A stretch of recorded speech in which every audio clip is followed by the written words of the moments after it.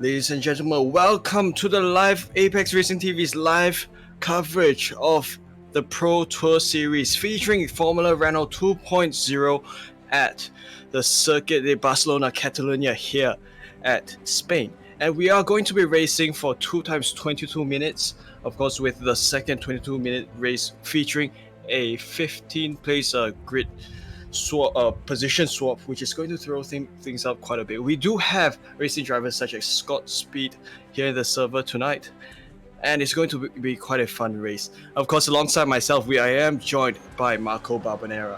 Marco, how are you doing?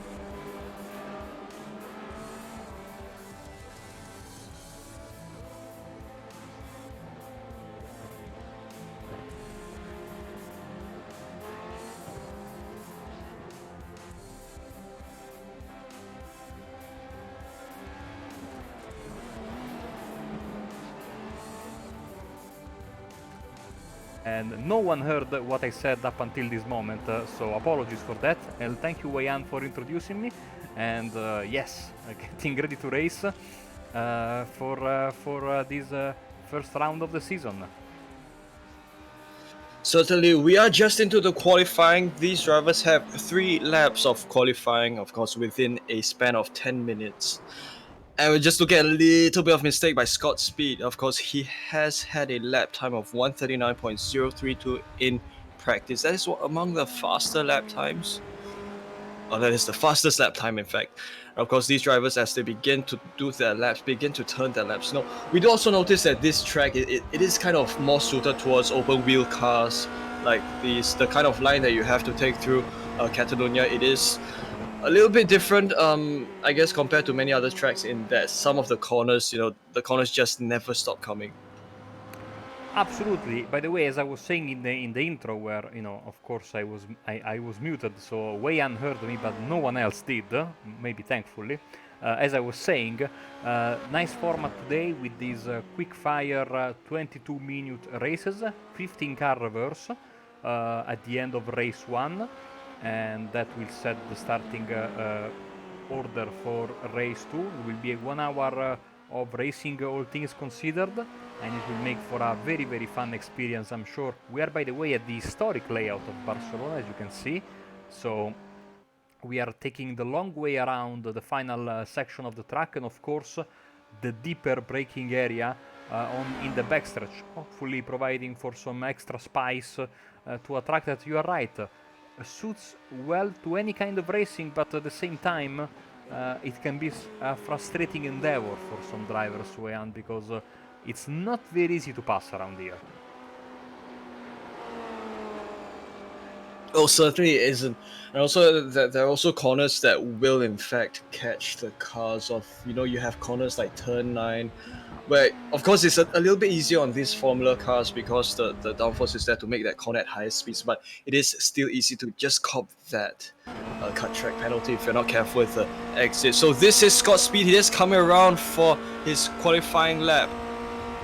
So past the start-finish line, does he set a lap time? It would appear that he might not have done so, because leading the charge here at the qualifying is Justin Arsenault. He is with a 1 minute 39.513, which sets him up to a provisional pole position.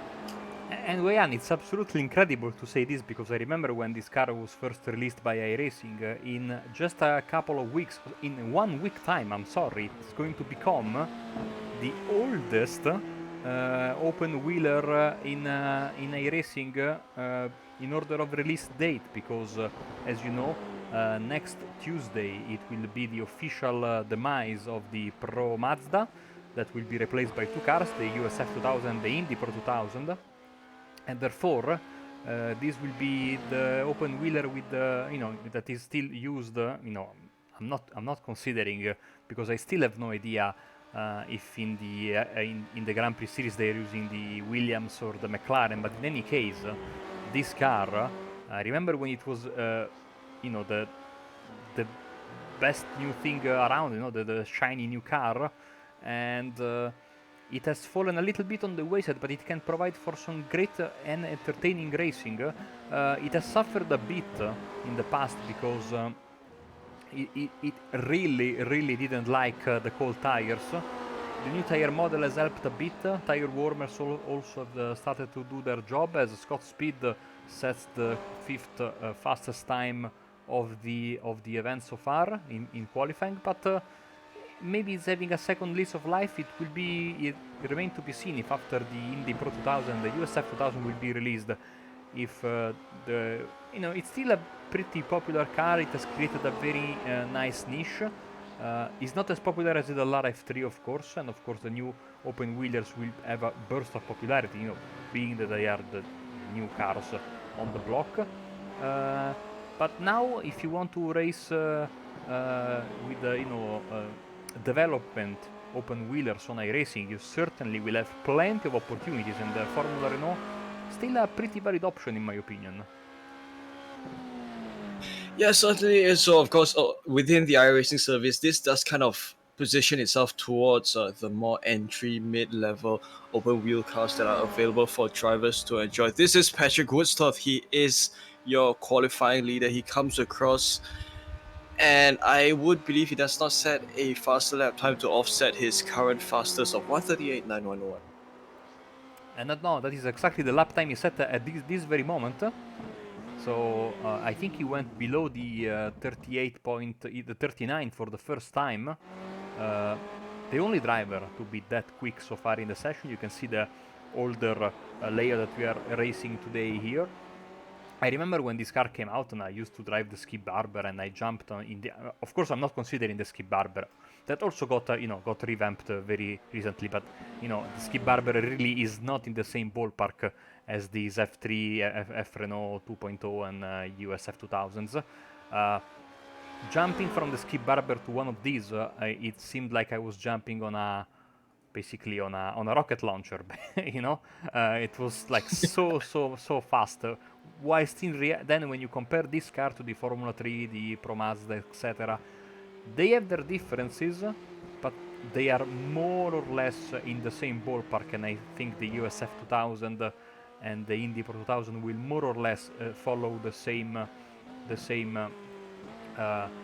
script, even though again each car has their different characteristics. Of course, this has been one of the premier development cars in the European scene, and still is. Of course, the European junior Formula landscape is a mess right now, with the Formula Renault from 2019 becoming. Oh, look at this car, by the way.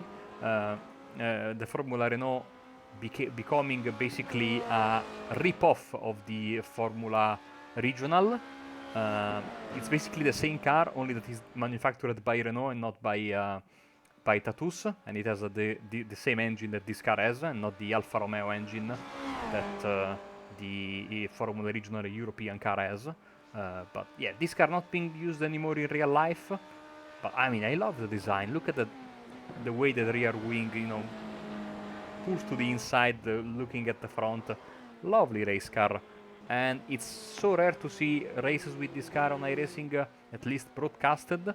So a nice change of pace for those, because we have seen plenty of F3 series over the past few months. So nice change of pace, and I think that almost everyone is done with their qualifying laps. We are 30 seconds away, and see, this is single car qualifying. Therefore, when the clock hits 10, the drivers that are still on track, Weyand will be unceremoniously kicked out of the track, and we will begin our racing.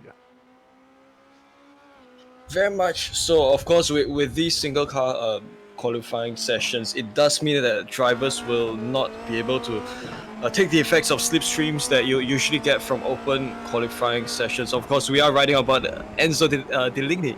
He has a lap time of 139.479, and you've just seen from there cars being kicked out of the session like that to make way for the gridding procedure right now.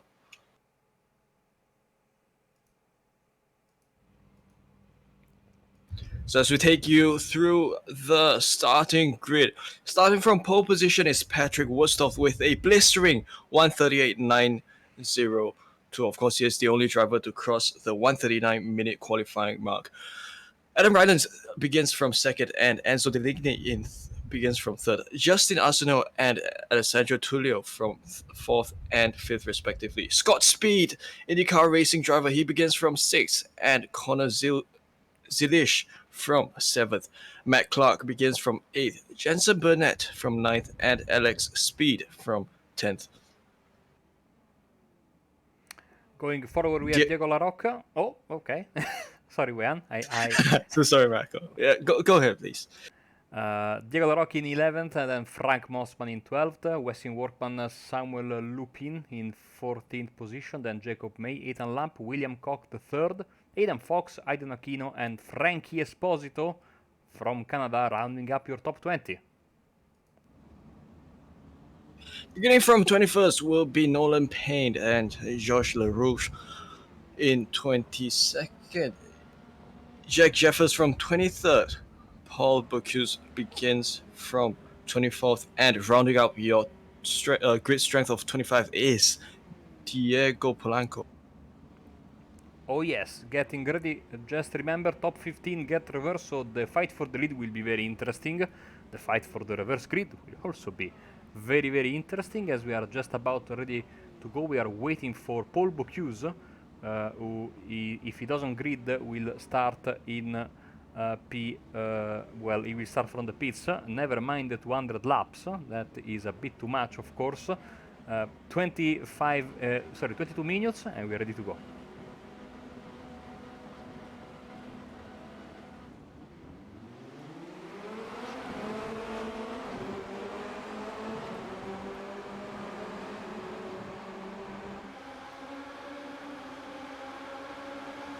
It is a great start by Patrick Wurstoff. He leads along the inside line, and it does have Deligny along the outside, who does come around to challenge his position. 2 wide around there, nearly 3 wide between positions 3rd, 4th, and 5th. But of course, Wurstoff leads the field through this section. This is turn 3, and the grid seems to be quite clean at this point. Someone's gone around. It is Justin Arsenault who's gone around along the back there. He began from somewhere up top, and he's dropped down to 22nd position. But otherwise, I think the grid looks clean at this point. Yes, very, very clean start. Too bad for Arsenault. Oh, and the spin there, I think, is Mac Clark. And he is pointing in the wrong direction. He's not the only one, as you can see, as cars also missing the rear wing there. Justin Arsenault just coming from the F4 US Championship race half an hour ago, where he did very, very well. Unfortunately, this race not going according to plan, as we are heading into the old braking area there. Let's jump aboard with Alessandro De Tullio here from the USA, as they are heading up the hill, so to speak, as Ethan Lamp is around as well, and he's not the only one. There's a Red Bull car there, sorry, a Sauber, old school Sauber car. That is Jensen Burnett from Canada, and he is back on track, but losing several places. Of course, all the damage model on this car, so unfortunately we won't see exploding bits and pieces left and right as we see with the LRF3, but still, you know, very entertaining racing nonetheless. As you can see, they are already trying to fan out left and right. That is Connor Zilish trying to attack Scott Speed, and the move doesn't work.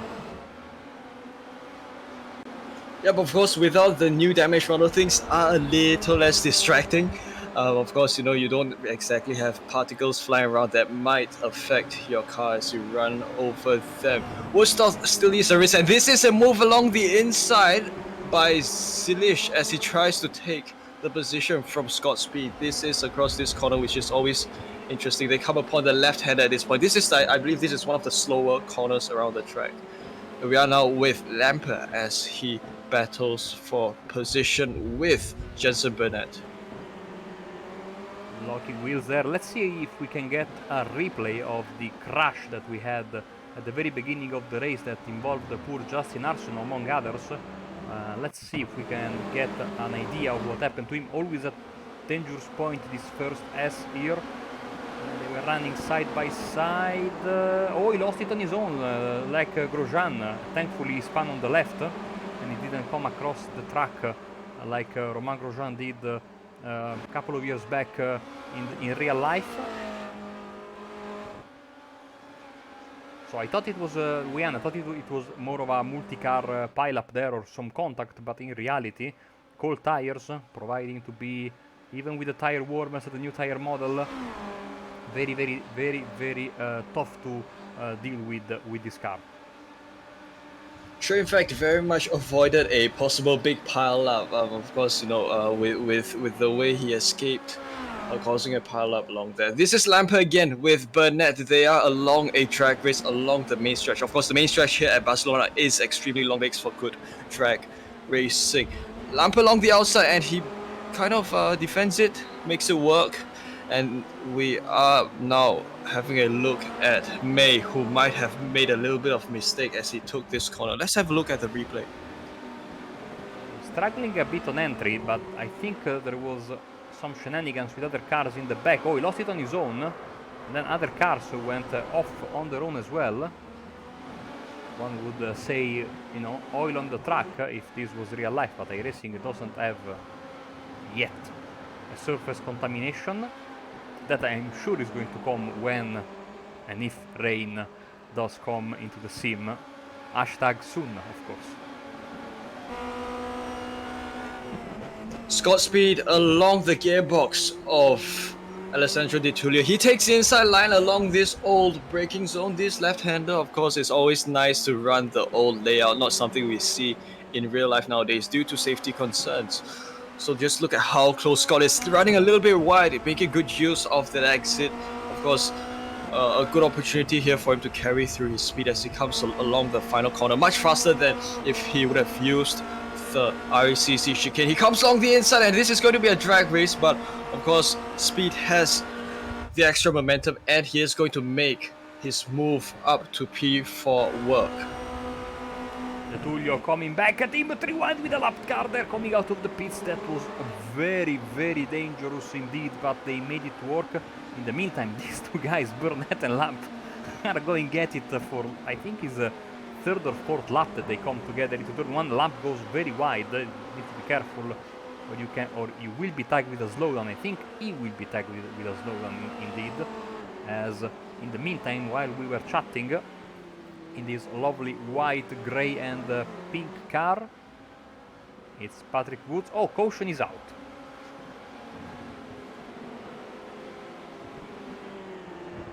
Something we were not expecting.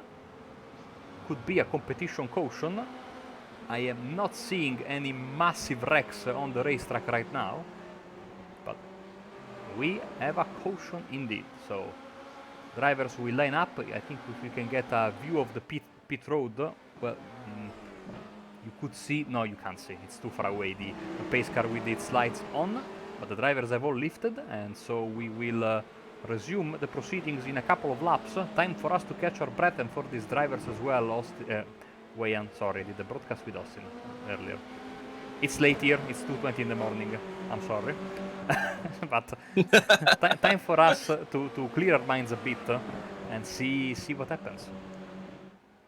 Yeah, just for a little bit of context, we do have a situation where one driver is waiting to go to bed and one driver has just come out of bed. And both of us, we've just had our coffee fixes, so things should be all right as we go on. Some drivers using this opportunity to grab some repairs in the pits. There we go, the Porsche iRacing pace car catching the head of the field. Patrick Woodstock from Canada, leading Enzo Deglini from France, and Adam Rylance from the United States of America. Very, very interesting top three. Scott Speed, Alessandro Tullio is in fourth, and there's the lap car there. I think that should be La Rocca. Drivers are, trying to sort themselves out, giving their correct position to each other. Finally, Diego Polanco comes out of the pits. He was stationary in his pit stop for 51 seconds.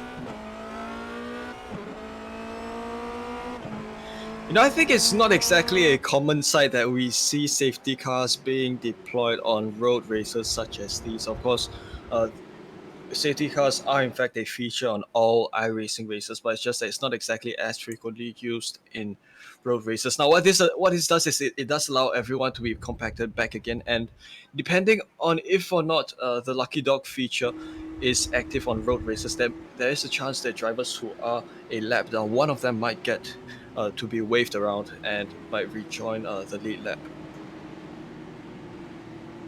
Let's see who is a lap down. I think the first driver one lap down is Diego Larocque. Now he could be either sent around or to the back or stay there if we are using IndyCar style restarts with cars maintaining their position. What this will do, of course, it will eat a bit of time away from the clock, and certainly while it will compact the group once again, on the other end it will give a little bit less time for the drivers to make their position, which in turn I think also will mean that we are going to see some pretty aggressive driving when we go back racing, Wayan. Oh yeah, we sure will.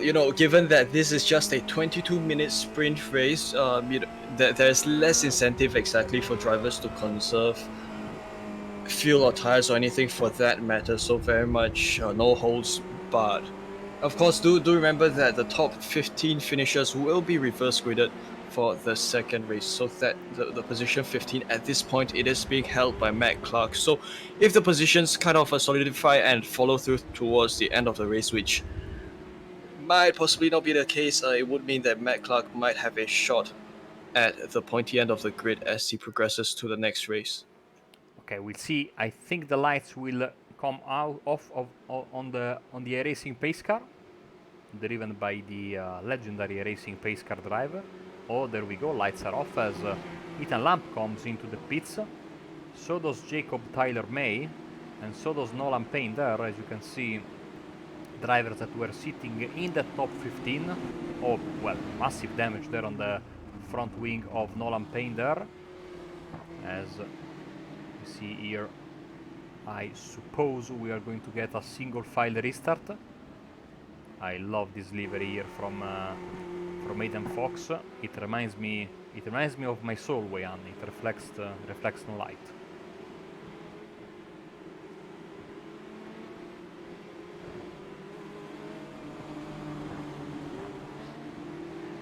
Yep, good sights. We do get to see.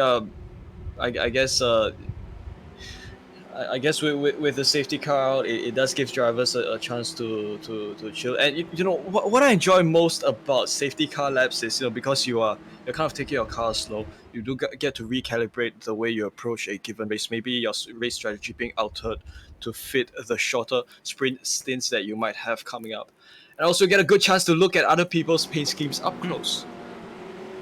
You are absolutely correct. I see some of these drivers have opted for some of the default iRacing paint schemes. Others have gone through the trouble of course, getting some liveries either made by themselves or on trading paints. As we are going through the grid right now, I absolutely love that Sauber throwback livery. If I can go back and find it. It was not Ethan Lamp, it was maybe Jack Jeffers, Jensen Burnett. Yes, Jensen Burnett. There we go. This reminds me of when I was a little kid.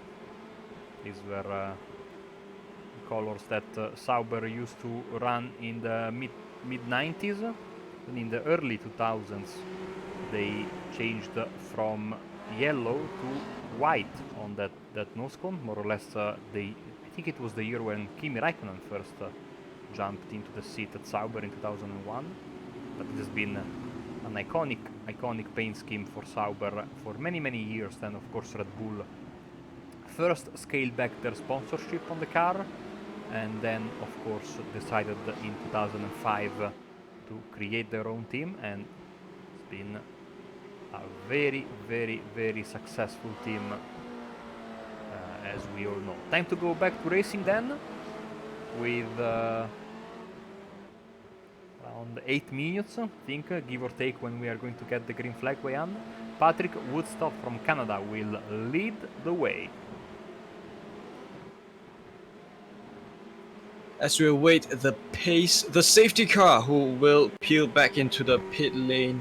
Of course, you do note, of course, it has made its way, and it is going to be out to Woodstock to decide the pace of the field as they go for a restart. Woodstock continues the race, and we've already got some overtaking defensive moves.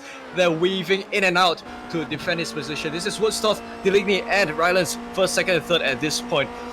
Woodstock going along the inside to defend his inside position. We've got a good perspective of that. And we've also got another two wide that is kind of happening in sync for positions third, fourth, and fifth. Oh, crash there at the back. Connor Zilish is having some issues. I think he managed to avoid the wall there, but certainly he will start from a long way back already in this second half of the race. Patrick Woodstock still in the lead, Enzo Deligny and Adam Raylands top 3, with Scott Speed and Alessandro De Tullio very close, and so is Westin Workman, Sam Lupin, Alex Speed, the first car a little bit behind the first 7, as we are heading into the halfway portion of this first lap after the restart.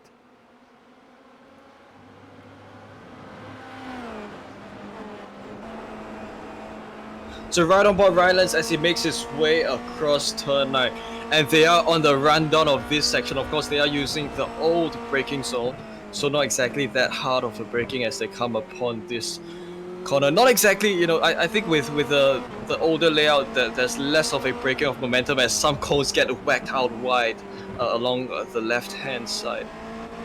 No, I prefer the final corner of this version, but for racing purpose, I prefer the newer braking area on the backstretch. I don't think we can have on iRacing a mix of the two, unfortunately. And as the weaving is getting wild, you will see from this perspective, especially as the cars make their way up the hill on the front stretch, how much they are moving left and right until they put themselves in single file for the braking area.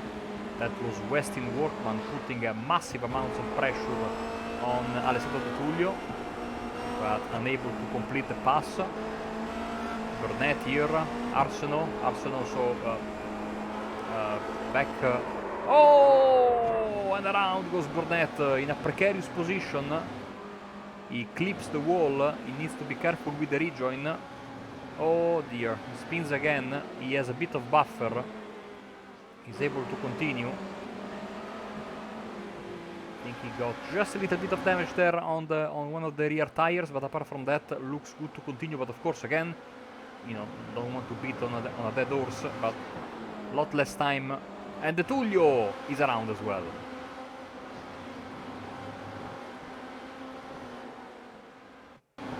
So we have a look at the replay, and this is Mossman who was behind Jeffers as they make their way through the first sector. Oh, sorry, this is the wrong car. I massively apologize. Let's see if this is the right replay. This is not the right replay. Maybe this is the right replay. Third time's the charm. Perfect. De Tullio coming along this left-hander. As we follow him for a few more seconds, it's just a tank slapper that has kind of been unleashed on his car, and that was just enough to settle his Formula Renault 2.0. We are back with live pictures, and this is Adam Rylands who's made the move up to P2 ahead of Enzo Deligny. So now the Tullio, as a silver lining, will start temporarily on the front row of in race 2 because he's in P14, just in front of Conor Zilisch, who is in P15. They are battling it hard, and Nolan Payne, of course, waiting in the wings, hoping for a mistake because 16th place is the worst place to be, of course, because you are so close to reverse pole but so far away. This guy keep on battling. That is Frank Mossman.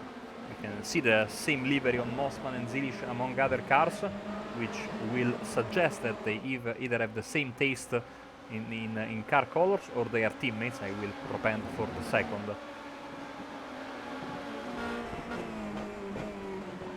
And also Deligny has got the same livery as those two guys. So again, I will propend towards teammates, which makes sense. Nice to have teammates in such a big, chaotic, competitive field.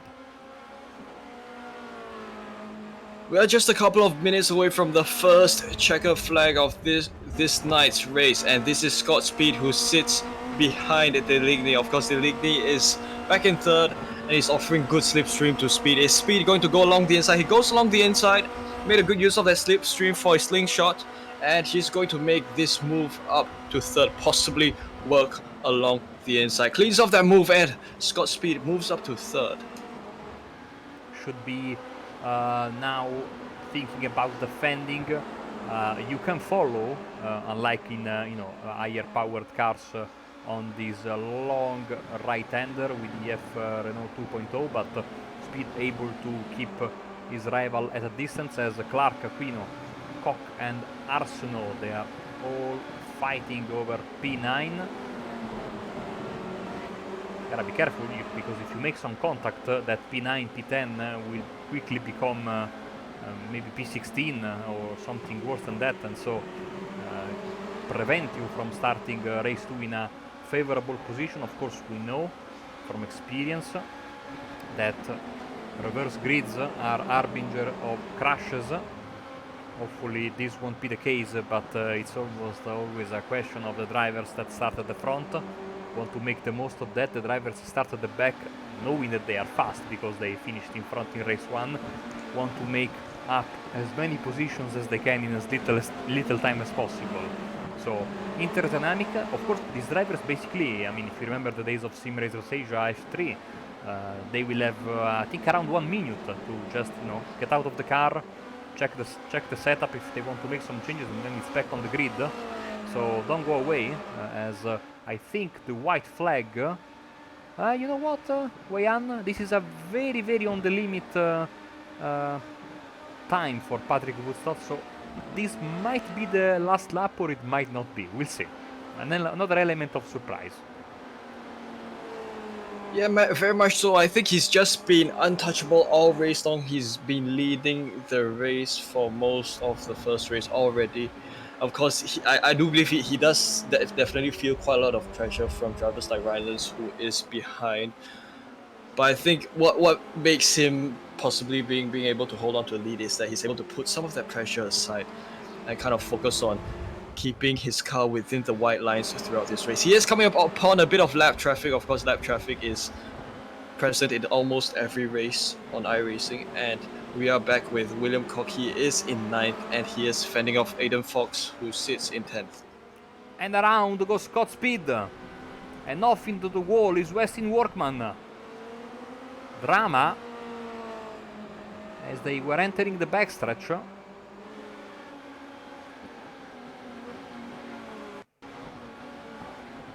Let's see what happened here. Scott Speed on his own, spinning. And you will see, trying to get back on track, it will force Workman to almost hit the wall. So let's see if this is the final lap or not. It is not. White flag right now. So it would appear that his lap time was just fast enough to allow an additional final lap. Of course, there was just a difference of 5 to 6 seconds. and this is going to be crunch time as he is just about 2 seconds ahead of the rest of the field. This is three wide battling between Justin Arsenault, Aiden Fox, and possibly Aiden Aquino. This is a battle for P10. Of course, both drivers make a little bit of mistake, and he's going for the different racing line, and this moves Arsenault up into 11th ahead of Aiden Fox, and they make their way around this right-hander. We've also got Connor Zilish, who is behind in 13th. He is looking for a piece of the pie, and he's gone along the inside of the Repsol hairpin, and he makes this work. A wide exit that he takes, slightly wider than usual, and he sits. He holds on to P12. Scott Speed trying to make a comeback. Again, almost colliding with Westin Workman in the previous lap in this very part of the racetrack. And now there's quite a queue behind that number 31 car with Speed, Lupin, and Alex Speed as well, all in a big fight as they enter the braking area on the left-hander at the end of the backstretch. Speed seems to have taken back the position. We'll have to leave them for a second because here comes our race winner in the final corner. On the final corner comes Patrick Woodstock. He wins the first of two races here at Circuit Barcelona-Catalunya, and this will mean that he will begin from P15 the next race. Adam Rylance and Enzo Deligny come home in second and third, and we've also got a good sequence here. A bit of battling there between Samuel Lupien and Alex Speed, but Scott Speed, for a little bit of incident earlier on, he comes home in 4th, and 5th goes to Westin Workman, a few other positions there as well. Connor Zilish comes home in 12th, and this is Nolan Payne. He will begin from pole position on the second race to take place in just a couple of minutes. Jensen Burnett will finish just outside of the top 15, and this means he will start in 16th in the place where he finished this race, and the same will be true for everyone else from Burnett and below. So Mosman, Jeffers, Larocque, Leroux, Jacob Tyler-May, Ethan Lamp, Polanco, and Esposito. So very, very quickly, let's get through the grid of race 2. There we go. Nolan Payne begins from pole position in race 2, and Alessandro Tullio joins alongside him in second place. Aiden Fox and Connor Zilish 3rd and 4th. Justin Arsenault and Aiden Aquino from 5th and 6th. William Koch the 3rd and Matt Clark will begin from 7th and 8th. Alex Speed and Samuel Lupien from 9th and 10th. Westin Workman and Scott Speed will begin from 11th and 12th. Enzo Deligny and Adam Rylance, of course, these drivers were up top in the first race. They begin from 13th and 14th, and also a race winner for race 1, Patrick Woodstock, begins from 15th. Jensen Burnett from 16th. Frank Mossman begins from 17th. Jack Jeffers from 18th. Josh Leroux from 19th, and Diego Larocque from 20th. Jacob May, Ethan Lampe, Diego Polanco, and Frankie Esposito begin round up your starting grid of 24 drivers.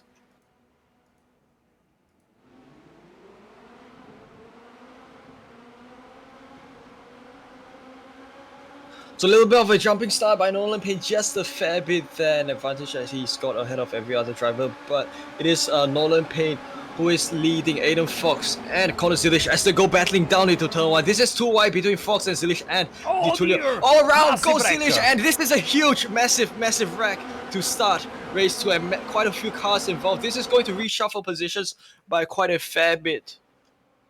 That was Zilish upside down. We'll get to a replay as soon as we can, but let's keep on following another crash. It's Westin Workman around. I think, other cars going off there. Alex Speed also went for a bit of a ride in the gravel. This will mean that Payne will enjoy more than a second of advantage over the Tullio, and Arsenault sitting in 3rd place as more drama in the back. Mossman, and I think that was Lamp and Mossman as well, and Workman. So everyone else, they're also getting a bit feisty as they were heading into the backstretch. What a dive here from Arsenault. Fantastic dive. Can he hold the car on track? The answer is yes, but cannot hold the position of the Tullio. These two drivers, of course, were battling just a few minutes ago, as I said, in the Formula 4 America's Esports Championship. Fight for the lead then. Mistake from Payne. Here comes the Tullio. And makes the job. Oh, here comes Arsenal again. Oh, Jan, what a fantastic start of the race. Of course, the reverse grip might make the drivers a little bit uncomfortable, but of course, this is them being unsettled and fighting for positions all over again. This is another 22 minutes of action. Of course, Di Tullio managed just to get a slight bit of breakaway. He is a second ahead of the rest of the drivers. This is a little bit of a comfortable margin that he's built for himself. Of course, most of the battling is between... Oh, we hear a car going around. This is Deligny, who has spun and he is losing position. Another car, your favorite Sauber Red Bull, who has gone out. This is Burnett and he is losing positions. He's down to 13th. Massive gap here for the top, I would say, top 6, basically checked out. Tyler May with a problem. Where is he? Oh, there he is, missing important bits and pieces on his car. Also Scott Speed with issues. We did see Scott Speed possibly being knocked around just earlier on, a couple of moments ago, but we are back with the race leader, Di Tullio. He is holding up very well, but he's got Arsenal right up his rear gearbox, which is going to perhaps result in a battle afterwards. This is a real battle happening. This is a battle for third. Woodstock dived along the inside. Of course, he makes it work along the inside, along this long left-hander, and he is going to hold on as he comes upon the final 2 corners. 12 positions gained from our race 1 winner, and who knows if we might get another caution during this event. 2.1 seconds the gap between Arsenault and his fellow countryman Patrick Woodstock. Di Tullio still in the lead there. Arsenault with the fastest lap of the race, 40.157. Of course, I think that Woodstock needs a caution, so Payne and Koch as well. They are all very, very close to each other. We'll see as, I mean, we have a procession of cars in the pits as, oh, Aiden Fox, oh, no, massive hit. Oh, and banging wheels there, there were Rylands, oh dear, and they crash as well. Polanco and Rylands in the wall as they were locking wheels, maybe trying to avoid the spinning car there of Fox on the front stretch, as we have another fight for the lead. Not exactly the neatest of starts to race 2, but of course this is possibly one of the outcomes of using reverse grid, drivers becoming unsettled, re-battling for positions all over again. Gearbox camera of Arsenal, we have a good look at how Di Tullio will battle for the race lead. He goes along the outside, which means that Arsenal does defend the inside line. So is Di Tullio going to perhaps make this work? Is he going to dig along this new outside line or along the inside line? He is a distance behind, so this sets Di Tullio a little bit backwards as Arsenal manages to pull ahead. And the number 28 of Patrick Woodstock is getting bigger and bigger in the rearview mirrors of both of these drivers as once again they enter the front stretch. The dancing begins at 39.6. Look at that lap time. Absolutely flying is the race 1 winner. And we can officially say that it's a, well, 3 is a crowd, as they say, and you know, with the current times I also like to say 4 is a gathering, which is of course still forbidden in many countries, including my country of Italy. So 3 car is just about the right number, even though I'm sure that Arsenal and Tullio say, no, it's a crowd, please, let's try to get rid of Woodstock, but that's easier said than done, Wayan. He has been flying all day long. In race 1, of course, the victor, and looks like he is with a shout of a race victory in race 2 as well. So far, the caution hasn't come, but who knows when that might pop up, if at all, in this event.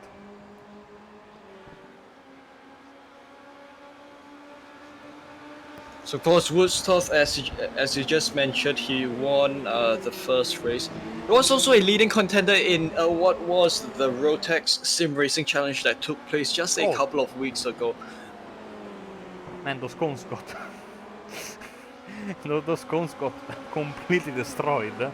But yeah, of course. I mean, something that we have seen in these last 2-3 months, of course, given the worldwide situation, is a lot of these drivers trying their hand at different things. Again, I'm not sure how many of them have tried the Formula Renault 2.0, as Arsenault with the fastest lap of the race, and Woodstock goes on the inside of the Tullio. Cannot make the pass. Oh, but it's a fantastic is he going to go for a comeback? Going very close to the gearbox of Di Tullio once again. Because this might be due to the suboptimal line that Di Tullio took through turns 1 and 2. They come upon this section. Of course, this consists of two long right-handers. Woodstock along the inside. Is he going to make this work along the exit? Of course, this corner is where a wider exit is slightly more preferred. But Di Tullio still does manage to edge him out by a little bit. But this is a left-hander that is probably going to play to the advantage of Woodstock as he makes the move for second place work. Well, beautiful stuff here from both of them, and now we have a Canadian 1-2 punch at the front of the field. Let's move a little bit back because we have a three-way fight between Workman, Jeffers and Lamp, of course. Jeffers in a sandwich between the two teammates, as you can see by the livery. Another livery, of course, there. Oh, and we have a problem for the Tullio and for Woodstock. Oh dear! And Arsenault jumps into the lead. Man, you cannot take your eyes away from these two guys for a second. And something has definitely gone very, very wrong way. Now let's check the replay.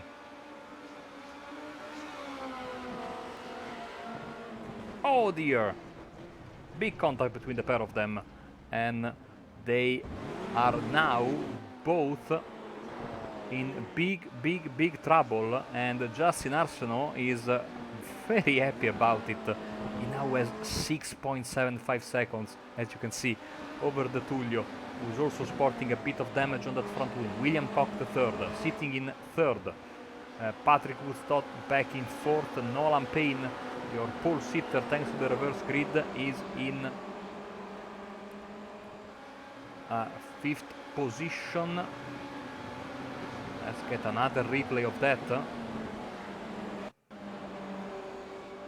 On board from the Tullio. You see the weaving, and probably they were too distracted by the weaving. You know, the Tullio probably didn't calculate correctly his braking marker there. Again, maybe distracted by the weaving. Sometimes you need to be very, very focused. Just takes a little bit of a distraction. That's a very, very sad because we were having a fantastic fight there at the front. But now, Arsenault, let's see the lap time comparison between, of course, that lap is the big one with the crash for the Tullio. But let's see right now. The Tullio, of course, will probably be contending with some damage.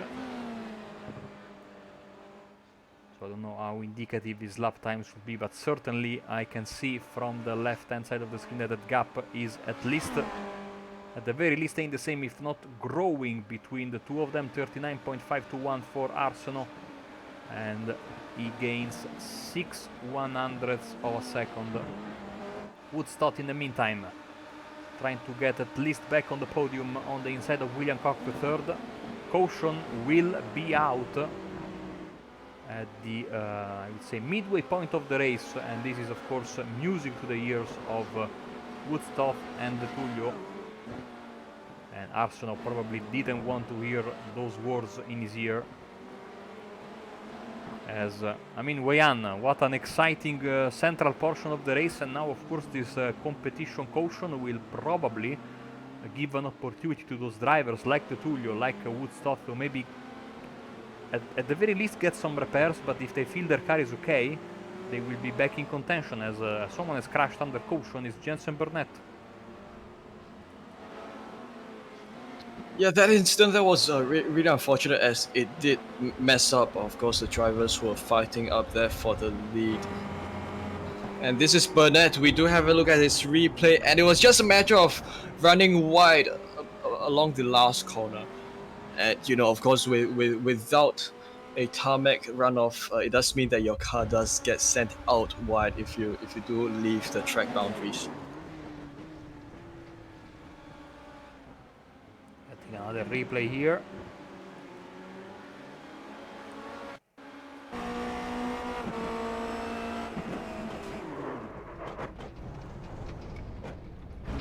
I would be shocked if Woodstock doesn't have some damage. The Tullio, I think, once again, that front wing might be bent one way or another. Now the Scotian Weyand is coming a bit later than what we had in race 1, as here we go. The pace car comes out of the pits right now, so if I'm not mistaken, that caution in race 1 came out a bit earlier, as they need to stomp on the brakes because the leaders have passed the pace car, which is not risk of a penalty, but of course everyone will get the message of letting the pace car by, and this will create a little bit of a bottleneck there in turn 1. So there will be even less time now in this second race to get you know, your tires in temperature, your mind focused on the task at hand in this very little amount of time that will separate the green flag from the checker flag.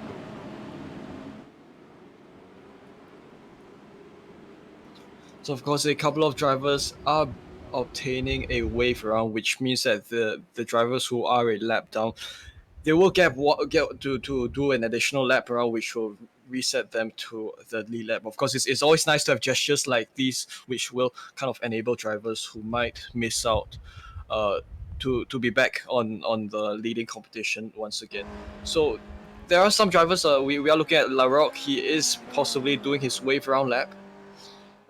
Also Polanco and a couple of other drivers who will make their way around the safety car and rejoin the rest of the grid at the back on the lead lap. Here comes Polanco, you can see, getting waved around. Let's see if I think the Frankie Esposito will get the wave around as well.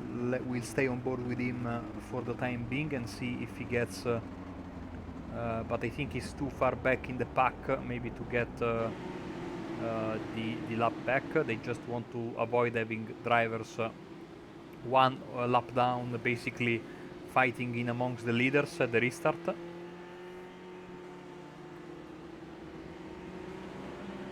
So wow, what an intense and exciting second race of the evening.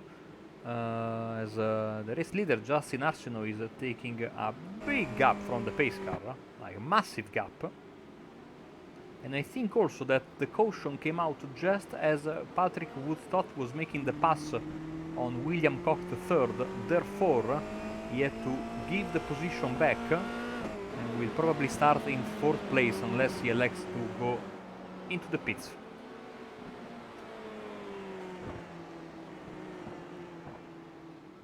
So you can observe if cars do decide to make the move into the pits. Of course, I think this would be, at this point, it would be 2 to green and possibly 1 to green as the pace car makes its way around. The Tullio will pit probably, let's see. No, it's a big fake out.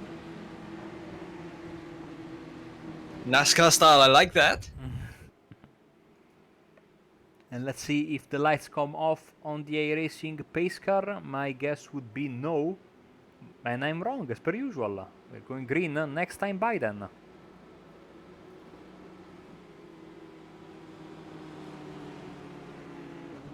So just a rundown of the positions. Of course, Arsenault is in a race lead. He began from P5. And we've also got Di Tullio, who is second. That was where he started qualifying from. William Koch III is in third at this point, and Patrick Woodstock, of course, he was your race 1 winner, and for most of race 2, he was fiercely fighting his way up the positions. He began from P15 for race 2, and he is in 4th at this point. Nolan Payne is in 5th, and we are having a look at Esposito, who is possibly also going for his wave around. Yeah, very late wave around. He will have not a lot of time to cover this lap that he has to basically get back from the leaders, as a lot of traffic here. Arsenault really taking a lot of time and giving a lot of space to the pace car, which is a bit of a problem when you do that in iRacing, because it will create inevitably a traffic jam that is particularly bad on the oval side of things, where you can quite easily have a massive accordion effect at the restart and subsequent crashes, and a very, very angry collection of drivers that will be yelling at the leader for doing that at the start, at the restart of a race on the ovals. Now Arsenault closes the gap back, then lifts again, as you can see. Look at how slow they are going. I mean, we can also tell you how slow they are going. 50 miles per hour. And look at that, William Koch probably losing a little bit of patience, almost inviting the two drivers in front of him to start pushing. Bit of tire warming, left, right, left, right. But yeah, they are going very, very slow now. Arsenault trying to close the gap once again on the pace car as they are entering the backstretch. And of course, the longer they take with the pacing, maybe this will be a little bit of a tactic from Arsenault, because of course, the more time they spend on their pacing, the less time he will have to defend on under green flag condition.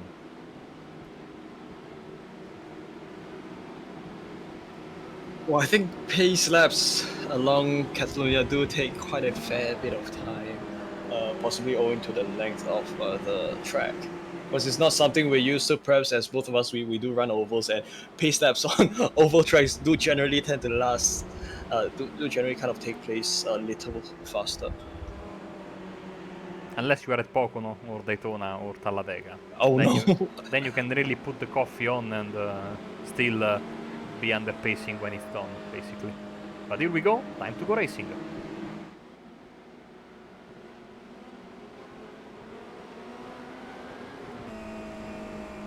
So pace car returns to the pits, and it is up to Arsenault to decide the starting pace of the race. He goes full throttle, and he leads Di Tullio to begin here. This is at around the 18-minute mark of racing. We go green once again, and already we have battling between Woodstock and William Koch III. So Koch is going to get a little bit of an advantage as he takes the inside line and is a little bit faster on the throttle as they take turn 1. Di Tullio also ahead of Arsenault, and of course these drivers, they are beginning to foul to a single file. A little bit wide goes Arsenault as he tries to make it work with Di Tullio. They go a little bit wide here. That's going to perhaps result in an off track, but of course with not exactly a strict incident limit that is possibly allowed. Oh, a little bit of a contact between Aquino and what would have appeared to be Jack Jeffers.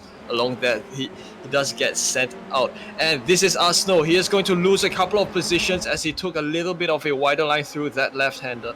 And he is going to invite many, many more cars behind him to take his position. He's going to get very, very feisty, if it wasn't very feisty already. Di Tullio now with a little bit of a gap, half a second, maybe a bit less than that over Woodstock and William Koch III, but it's let's go to the blimp. A massive train of cars as they enter the backstretch braking area. Oh, little bit of a mistake from Koch. Here comes Delinian. He loses a couple of places, even a bit more as the teammates Workman and Ethan Lamp. Let's see if we get the white flag this time around. My guess is a big resounding yes. Last lap of the race starting now.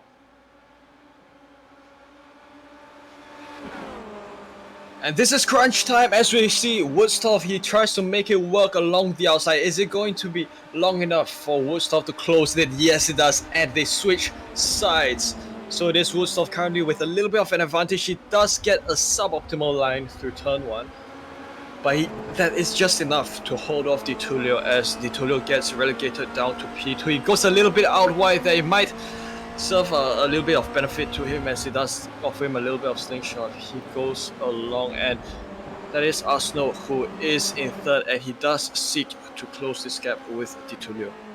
In this kind of league endeavors or unofficial racing endeavors, basically, I always looked at incident points limits as sort of a bag of poker chips, and you can use them smartly to gain an advantage when needed. It's not going to impact your safety rating, you know. So if you need to go a bit wider to have a better run, I mean, go and do it. No one is going to be angry with you. But Woodstock looks like he has made the difference in this restart, defending where he needed the most in turn 1, and looking like he's going to grab the checker flag as Arsenault makes a big mistake.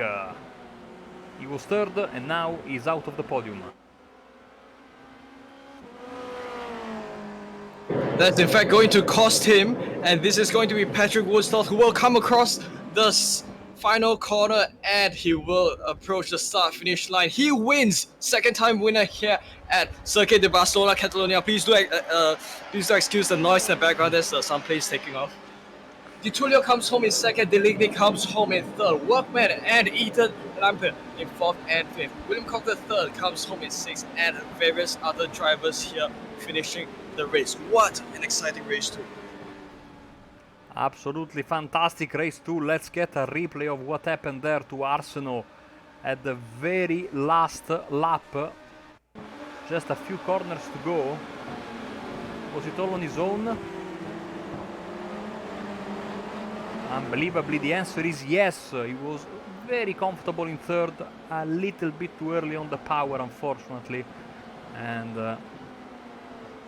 for Arsenault, it will be a P15 finish from a possible, third, as the drivers are celebrating with a big demolition derby, which I absolutely love. But let's give you the race results for this race 2 of the evening.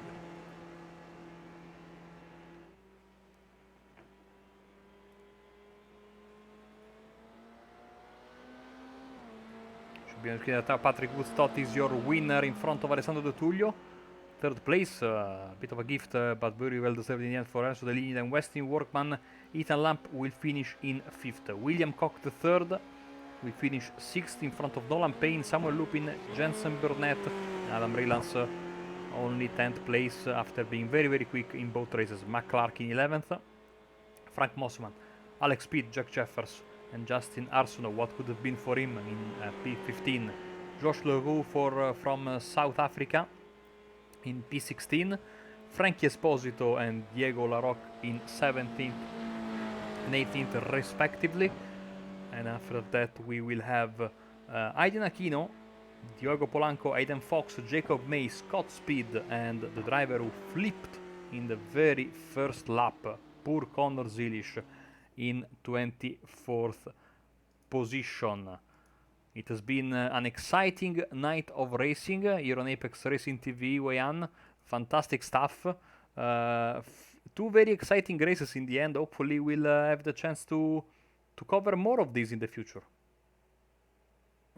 Oh, certainly do. We did see the outcome of what happens when you pack many fast drivers into two sprint races and you kind of throw a reverse grid into the order of things. It does put up a good show for all of us to enjoy. And so our coverage of the iRacing Pro Tour will end on these very exciting pictures of race 2.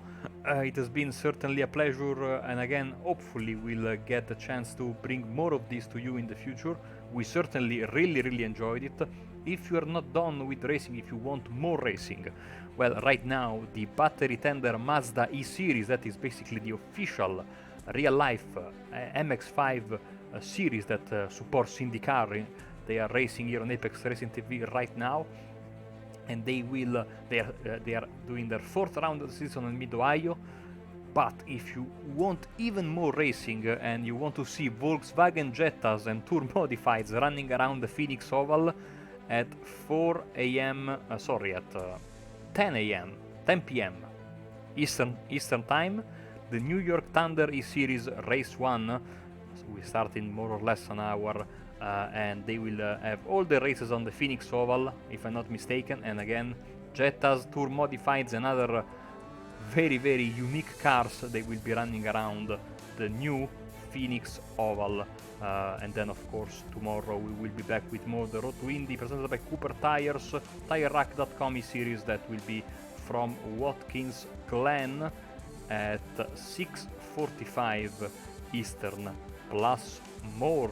So thanks a lot for watching, and I will leave you in the capable hands of Wei-Yan to close out the broadcast.